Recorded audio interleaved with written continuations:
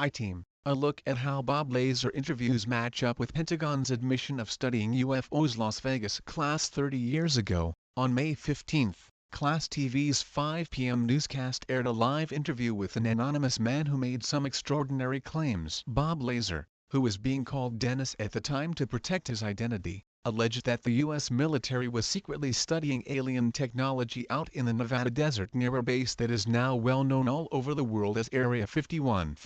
Area 51 photo. In the 1989 interview that started a whole new conversation, the claims sounded like Hollywood sci-fi. Months later, when his identity was revealed, Bob Lazar said he worked at a secret facility near Groom Lake, where alien technology was being reverse-engineered, meaning taken apart to figure out how it worked and whether the Pentagon could duplicate it. Below is a simple drawing he made at the time. The premise seems less absurd now. In a new documentary about Lazar, he describes in detail the spacecraft he worked on 30 years ago. The craft that I worked on, that when it's going to travel a long distance, that is how it operates. It puts its belly to the target and then brings all of the amplifiers to power, and it shoots off in that direction. It doesn't fly as it would in a science fiction movie. It flies with the belly, the bottom, forward, Lazar said. If the description of a spacecraft tilting sounds familiar, take a look at the so-called gimbal UFO. The Pentagon released a video in 2017. Naval pilots encountered a fleet of the unknown craft off the coast of Florida in 2015.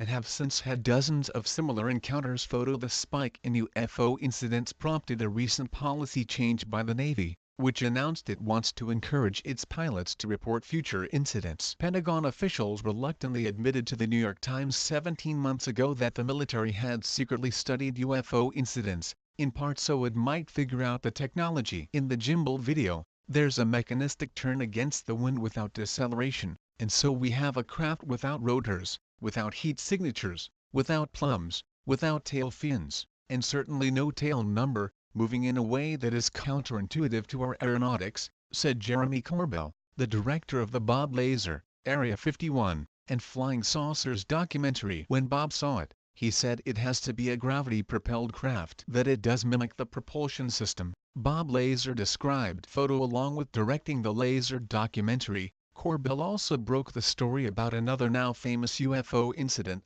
the 2004 Tic Tac encounter. The Navy pilot who engaged the Tic Tac, Black Aces Commander Dave Fravor, has said he doesn't believe the astonishing craft was made on Earth, and that the propulsion might be anti-gravity. When Lazar was shown the Tic Tac video for the first time, it immediately reminded him of the sport mode, which was his name for the craft stashed in the desert. No question in my mind, that's the way the craft operated, Lazar said. It's the exact same propulsion system. Former Pentagon intelligence officer Lou Elizondo was in charge of ATIP, the secret Pentagon study. He told the I-Team one goal of the project was to determine the physics of UFOs, how they can achieve the seemingly impossible. The military came to believe the craft relied on special metamaterials, stuff that can't be made with known technology. Lazar made similar claims decades ago and was ridiculed. Now the Pentagon is on the same page. The study of UFOs did not end in 1969 with Project Blue Book. That was a lie,